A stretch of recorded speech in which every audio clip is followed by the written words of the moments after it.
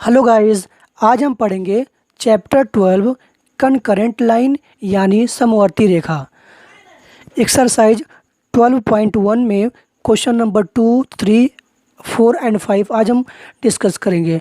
हमने ऑलरेडी इस चैप्टर में यूज होने वाले जैसे कि इन सेंटर यानी अंतः केंद्र, सरकम सेंटर यानी वाह्य केंद्र, ऑर्थो सेंटर यानी लंब केंद्र, सेंट्रॉयड यानी केंद्रक के बारे में पार्ट 1 में डिस्कस कर रखा है। अगर आपने पार्ट 1 अच्छे से किया है तो यह एक्सरसाइज भी आपके लिए इजी होगा। तो शुरू करते हैं एक्सरसाइज 12.1 का क्वेश्चन 2। हमने ऑलरेडी इसके important topic and question 1 discuss कर रखा है पार्ट 1 में, उसको आप लोग देखिए। बाकी आज हम डिस्कस करेंगे क्वेश्चन नंबर 2 से। क्वेश्चन नंबर 2 क्या है? In an equilateral triangle, so that the incenter, the circumcenter and the orthocenter and centroid the same point। एक इक्विलेटरल ट्रायंगल है यानी एक समबाहु त्रिभुज है, ठीक है, जिसका इन सेंटर यानी अंतः केंद्र, सरकम सेंटर यानी वाह्य केंद्र, ऑर्थो सेंटर यानी लंब केंद्र एंड केंद्रक सारे एक ही पॉइंट से पास हो रहे हैं, ठीक है। तो हमें यह शो करनी है कि एक इक्विलेटरल ट्रायंगल है और ये सारे पॉइंट उस एक पॉइंट से एक पॉइंट से पास हो रहे हैं, ठीक है। तो इसको करने से पहले हमें पता होना चाहिए इन सेंटर क्या होता है, सरकम सेंटर, ऑर्थो सेंटर और सेंट्रॉयड, इनके बारे में पता होना चाहिए। तो हमने बहुत ही अच्छे तरह से डिस्कस किया है पार्ट 1 में, तो आप लोग इसको डीपली पार्ट 1 में जाके देख सकते हैं। बाकी आप इन सेंटर क्या होता है, आप हल्का से यहाँ पे हिंट दिया गया है। इन सेंटर क्या होता है? Angle bisector of triangle. Suppose करो कोई ट्रायंगल है ना, तो ट्रायंगल का एंगल बाइसेक्ट करने पे, इसका आधा करने पे जो पॉइंट मिलेगा ना, उसे बोलते हैं इन सेंटर किसी ट्रायंगल के एंगल का बाइसेक्ट करने पे हमें जो पॉइंट मिलता है उसे इन सेंटर कहते हैं। Circumcentre perpendicular bisector of side, triangle के साइड का परपेंडिकुलर बाइसेक्ट करने पे जो पॉइंट मिलता है उसे सरकम सेंटर कहते हैं। ऑर्थो सेंटर एल्टीट्यूड, ट्रायंगल के तीनों वर्टेक्स से हम एल्टीट्यूड डालते हैं और जहाँ पे तीनों एल्टीट्यूड आपस में मिलते हैं उसे हम कहते हैं ऑर्थो सेंटर। सेंट्रॉयड होता है ट्रायंगल के मीडियन को, ट्रायंगल के साइड के मिड पॉइंट को मिलाने पे जो पॉइंट मिलता है उसे हम कहते हैं सेंट्रॉयड। इसको आप डीपली में पार्ट 1 में देख सकते हैं, ठीक है। यह डिफिनीशन होता है। तो हमें शो करनी है क्या? हमें क्या शो करनी है कि एक ट्रायंगल है, सपोज करिए एक ट्रायंगल है, ये आपका ABC, ये आपका इक्विलैटरल ट्रायंगल है, एक समबाहु त्रिभुज है। तो समबाहु त्रिभुज की प्रॉपर्टी होती है कि all side should be equal and angle भी इक्वल। साइड इक्वल होते हैं और एंगल भी इक्वल होते हैं, ठीक है। तो गिवन क्या है यहाँ पे? गिवन है, हमें सॉल्यूशन देखते हैं। गिवन है एन इक्विलैटरल ट्रायंगल, एक गिवन है। तो इक्विलैटरल ट्रायंगल है तो सारे साइड इक्वल होंगे। It means AB equal to BC equal to CA। यहाँ पे साइड AB, BC और CA आपस में इक्वल होंगे। अगर साइड इक्वल है तो आपस में एंगल भी इक्वल होंगे, ठीक है। तो ये हमें गिवन है। सो क्या करनी है? शो करनी है कि इन सेंटर मतलब दिए गए ट्रायंगल के एंगल का बाइसेक्ट, ठीक है। सरकम सेंटर दिए गए ट्रायंगल के परपेंडिकुलर बाइसेक्टर से मिलने वाला पॉइंट, ठीक है। और फिर ऑर्थो सेंटर यहाँ से डाला गया एल्टीट्यूड से मिलने वाला पॉइंट। ऑर्थो सेंट्रॉयड यहाँ से साइडों को मिड पॉइंट से मिलाने पे मिला पॉइंट। तो इस तरह से शो करना है कि सारे पॉइंट एक पर्टिकुलर पॉइंट से पास होते हैं। इट मीन्स हमें शो करनी है AG, BG और CG, ये तीनों एक ही पॉइंट से पास होते हैं। या तो हमें एक का शो कर सकते हैं या हम शो कर सकते हैं कि DG, देखो जो बड़ा साइड है हमारा, देखो बड़ा साइड है AG, BG और CG, ये कह सकते हैं तीनों एक साइड से पास हो रहे हैं। या DG, FG और EG, ये तीनों एक पॉइंट से पास हो रहे हैं। कोई एक प्रूफ कर सकते हैं। तो हमने लिया है कि ये बड़ा साइड जो है, बड़ा साइड है AG, BG और CG, इनको मैं प्रूफ कर रहा हूँ। तो जो बड़ा साइड है ना AG, BG और CG, इनको मैं प्रूफ कर रहा कि आपस में इक्वल हैं। और एक सेम पॉइंट से पास हो रहे हैं, ठीक है। तो हमें शो करनी है, कि आपस में इक्वल होंगे, ठीक है। तो प्रूफ देखते हैं। जो ट्रायंगल है यहाँ पे, जो है ट्रायंगल है, अगर इसको सेपरेट बनाएंगे तो यहाँ पे हमें इस बड़े वाले ट्रायंगल में 3 ट्रायंगल मिलेगा। इसके अंदर इस बड़े वाले ट्रायंगल में 3 ट्रायंगल मिलेगा। पहले तो 2 आपको यहाँ दिख जाएगा, एफ बी सी और ई, 2 तो आपको यहाँ दिख गए और तीसरा आपको यहाँ से मिलेगा। जब यहाँ से मिलाओगे तो कोई ना, इसको हम बनाएंगे बाद में, पहले देखते हैं इनमें। इसको हम अगर कॉन्ग्रुएंस दिखा दें, देखो हमें साइड तो पता है, ये इक्विलेटरल है तो साइड सारे इक्वल हैं, लेकिन जो ए वाले बीच वाले, जो ए आपस में है, ये आपके साइड हैं। तो यहाँ पे हम प्रूफ को देखते हैं। प्रूफ पहले जो 2 ट्रायंगल बन रहे हैं, पहले इनको अगर हम कॉन्ग्रुएंस पहले प्रूफ करना है। मतलब यहाँ पे triangle B F C, triangle B F C और ट्रायंगल बी ई सी, जो 2 ट्रायंगल, इनको अगर हम कॉन्ग्रुएंस प्रूफ कर दें, ठीक है, और बाकी जो एक और बन रहा है उसका भी कॉन्ग्रुएंस प्रूफ कर दें, तो जो भी हमें प्रूफ करना है इजीली प्रूफ हो जाएगा।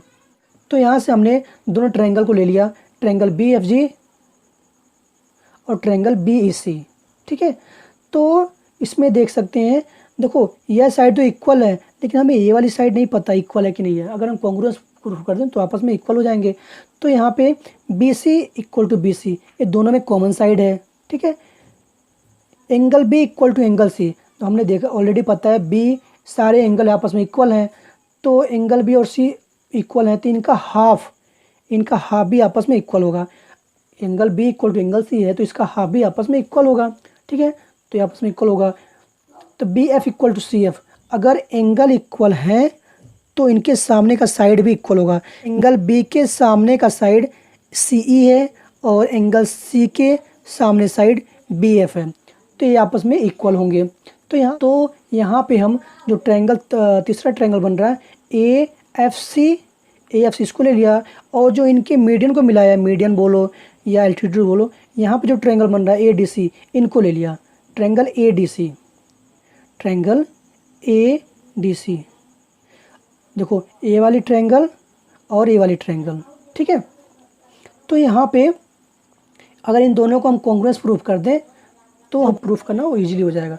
तो यहाँ पे हम देखते हैं ए एफ सी और ए डी सी में ए सी इक्वल टू ए सी, आप इसको देख सकते हैं इन दोनों ट्रायंगल में, यह ए सी दोनों में आ रहा है, ठीक है, कॉमन साइड है। सी डी की वैल्यू ए एफ के बराबर है, क्योंकि C D equal to A F, ये साइड आपस में इक्वल है तो इनका हाफ भी आपस में इक्वल होगा। C D equal to A F हो गया। अगर साइड इक्वल है तो उनका एंगल भी इक्वल होगा। तो यहाँ पे सी डी के जो सामने एंगल है वो आपका ए है, और ए एफ के सामने जो एंगल है वो एंगल सी है। तो यहाँ से एंगल आपस में इक्वल होंगे। तो साइड एंगल साइड से ये आपस में कॉन्ग्रुएंस हो जाएंगे, और यहाँ से हमें मिल जाएगा C F equal to A D. हमें यह प्रूफ करना है जो अंदर जो बन रहे हैं, जो अंदर जो लाइन बन रही है वो इक्वल है कि नहीं, उसको हमें इक्वल करनी है। तो यहाँ से हमें मिल गया C F equal to A D, question number 2, ठीक है। तो यहाँ से हमें मिला था B E equal to C F, और यहाँ से मिला C F equal to A D. C F B E के बराबर है, सी एफ ए डी के बराबर, it means A D B E C F आपस में तीनों इक्वल हैं। हमें यहाँ से ये चीज़ मिल गया, ठीक है। तो सेंट्रॉइड में हमने एक रिलेशन पढ़ा है कि जो सेंट्रॉइड होता है ना, सेंट्रॉइड जो होता है, सेंट्रॉइड मतलब जो मिड पॉइंट में मिलाने पे जो पॉइंट मिलता है, सेंट्रॉइड जो होता है, सेंट्रॉइड डिवाइड ईच मीडियन इन 2:1 रेशियो। सेंट्रॉइड में जो मीडियन होता है वो 2:1 में डिवाइड होता है, 2:1 में, यानी ये बड़ी लंबाई 2 यूनिट होती है, छोटी वाली 1 यूनिट होती है, ठीक है। तो यहाँ पे देखा जाए तो ए जी की वैल्यू 2 होगी और जी डी की वैल्यू 1 होगी, ठीक है। अगर हमें ए जी की वैल्यू निकालनी है, तो जो ए जी की लंबाई उसको लिखते हैं अपन में टोटल क्या होगा, 2 + 1 3, और वो दूरी का नाम लिख देते हैं, जो दूरी का नाम दिया हुआ है उसको लिख देते हैं। ये आपके ए जी की वैल्यू हो गई। ए जी इक्वल टू, अगर ए जी की वैल्यू निकालनी है तो ए जी के बीच का जो डिस्टेंस उसको लिख दो अपन में टोटल डिस्टेंस, और इनकी initial point of initial point और फाइनल पॉइंट को लिख देते हैं। ठीक है, ये आपका ए जी की वैल्यू हो गई। अगर हमें निकालना है बी जी की वैल्यू, तो ये बड़ी लंबाई है, छोटी लंबाई है, तो बी जी इक्वल टू हो जाएगा, बी जी इक्वल टू हो जाएगा, ये आपका 2 यूनिट है, टोटल टोटल 3 हो गया, और इनिशियल और फाइनल जो पॉइंट है वो आपका बी ई है। तो इस तरह से हो जाएगा। ऐसे ही अगर हम ये निकालें सी एफ, सी एफ में जो सी जी पॉइंट निकालेंगे, सी जी पॉइंट, तो सी जी पॉइंट जो होगा, सी जी जो सी जी पॉइंट होगा 2/3, और इनिशियल और फाइनल पॉइंट सी एफ हो जाएगा। तो इस तरह से तीनों पॉइंट निकल जाएंगे। तो ये रिलेशन होता है हमारा, ये सेंट्रॉइड के प्रॉपर्टी से रिलेशन होता है। ठीक है, तो ये तो हमें इसका यूज करना है हमें अभी। तो हमने जो पीछे प्रूफ, अभी जो हमने प्रूफ किया, A D equal to B E equal to C F, आपस में तीनों इक्वल है। अगर हम तीनों में 2/3 से मल्टीप्लाई कर दें, मल्टीप्लाइंग 2/3, ठीक है, ईच 2/3 से मल्टीप्लाई करते तो हमें एच ही मिल गया। अब देखो 2/3 A D, 2/3 A D, 2/3 A D को क्या बोलते हैं, ए जी, इसके सामने हमने ए जी लिख दिया। 2/3 बी ई, 2/3 बी, इसको हम बोलते हैं बी जी। 2/3 सी एफ, इसको बोलते हैं सी जी। तो इस तरह से A G equal to B G equal to C G आपस में इक्वल हो गए। तो इस तरह से कह सकते हैं कि incentre, circumcentre, orthocentre and centroid passes through same point. Okay, इस तरह से हमारे प्रूफ हो गया। काफ़ी इंपॉर्टेंट क्वेश्चन है जो एग्ज़ाम में कई बार आया है। थर्ड क्वेश्चन है, in an equilateral triangle A B C, figure given है, G is the centroid of the triangle.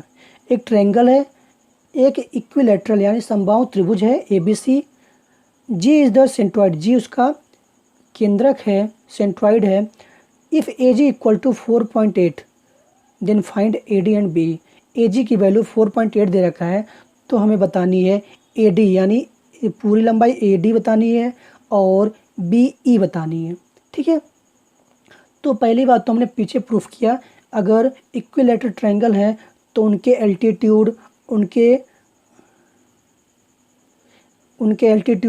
उनके मीडियन आपस में इक्वल होंगे। तो यहाँ पे जितना ए डी होगा ना, उतना बी ई भी होगा, हमने पीछे प्रूफ कर रखा है। ठीक है, तो यहाँ से देखते हैं सेंट्रॉइड में जो प्रॉपर्टी होती है,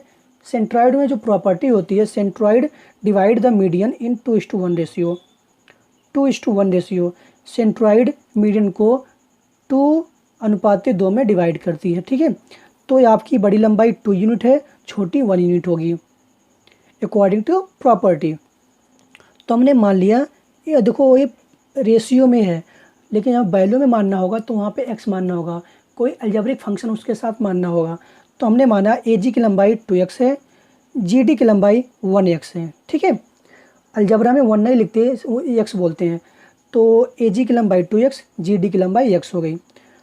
तो ए जी की वैल्यू हमें 2x पता है, लेकिन यहाँ गिवन है 4.8, इट मीन्स ये दोनों आपस में इक्वल हैं। तो 2x इक्वल टू 4.8, एक्स की वैल्यू 2 से डिवाइड कर देंगे, 2.4 मिल गया। एक्स की वैल्यू 2.4 मिल गया, इट मीन्स ए डी क्या होगा, ए डी जो बना है आपका ए जी प्लस जी डी से मिलकर बना है।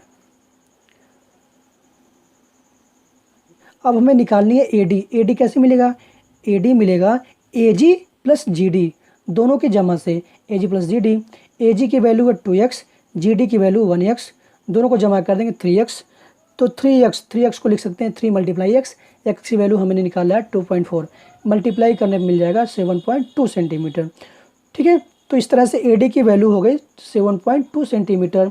और यहाँ पे सारी एल्टीट्यूड और मीडियन आपस में इक्वल होंगे, तो A D, B E, C F आपस में तीनों इक्वल होंगे, और तीनों की वैल्यू 7.2 सेंटीमीटर होगा। ठीक है, नेक्स्ट देखते हैं, if H is the orthocentre of a triangle A B C. अगर H triangle A B C का ऑर्थो सेंटर है यानी लंब केंद्र है, then show that A is orthocentre of triangle H B C. तो ये show करनी है ए लंब केंद्र होगा, ऑर्थो सेंटर होगा ट्रायंगल एच बी सी का। ठीक है, देखो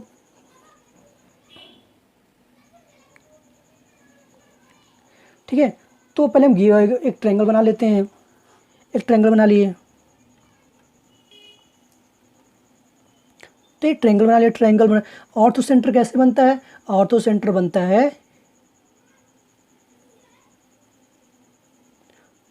अब देखो ऑर्थो सेंटर कैसे मिलता है? ऑर्थो सेंटर हमें ट्रायंगल के एंगल से परपेंडिकुलर ड्रॉ, ऑर्थो सेंटर हमें ट्रायंगल से, ऑर्थो सेंटर में कैसे मिलता है? ऑर्थो सेंटर हमें ट्रायंगल के वर्टिसेस से एल्टीट्यूड डालने पे हमें मिलता है, वर्टिसेस से साइड पे एल्टीट्यूड डालने पे हमें मिलता है जो पॉइंट, उसे कहते हैं ऑर्थो सेंटर। तो ए से भी पड़ा होगा एल्टीट्यूड, बी से ही पड़ा होगा, सी से ही पड़ा होगा, तो आपस में जिस पॉइंट में मिले होंगे तो इस तरह से एच आपका ऑर्थो सेंटर बना होगा। ठीक है, तो ये लिखा हुआ है from the given figure of triangle altitude L B M C N of a triangle A B C intersect at point H, तीनों पॉइंट आपस पे एच पे मिले, इसलिए एच क्या हो गया? Orthocentre of triangle A B C. ये गिवन था और हमें क्या प्रूफ करनी है? हमें करनी है कि अगर ट्रायंगल ए बी सी ना हो, ट्रायंगल एच बी सी हो, तो उसमें ऑर्थो सेंटर ही होगा। तो ठीक है, अगेन हम फिगर बनाते हैं, अगेन हम ट्रायंगल बनाते हैं एच बी सी।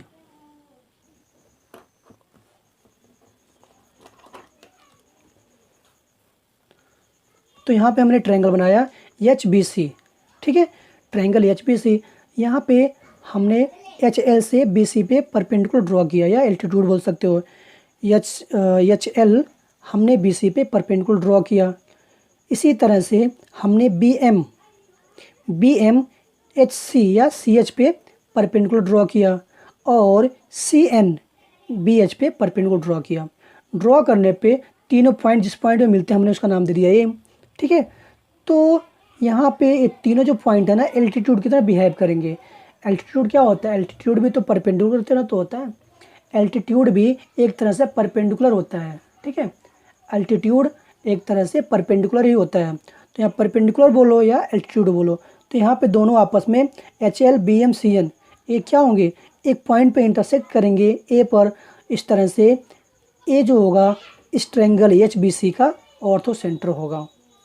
यहाँ पे हमें इक्वी डिस्टेंस देखना है, कहाँ से? ट्रायंगल के वर्टिसेस देखना है, यानी इस एंगल से देखना है, तो यहाँ पे हमेशा सर्कम सेंटर बनेगा। इस ट्रायंगल के अंदर एक पॉइंट है ना, एक ट्रायंगल के अंदर एक पॉइंट है कोई जो इन वर्टिसेस से इक्वी डिस्टेंस पे है, मतलब अगर पॉइंट वो है तो इस ओ से पॉइंट ए की डिस्टेंस, बी का और सी का तीनों इक्वल है। ठीक है, अगर इक्वल है तो इस केस में जो बनता है ना वो आपका सर्कल बनता है, और इस पॉइंट को बोलते हैं सर्कम सेंटर बोलते हैं। ठीक है, तो इस तरह से जो ये पॉइंट होगा आपका सर्कम सेंटर की तरह बिहेव करेगा, सर्कम सेंटर होगा।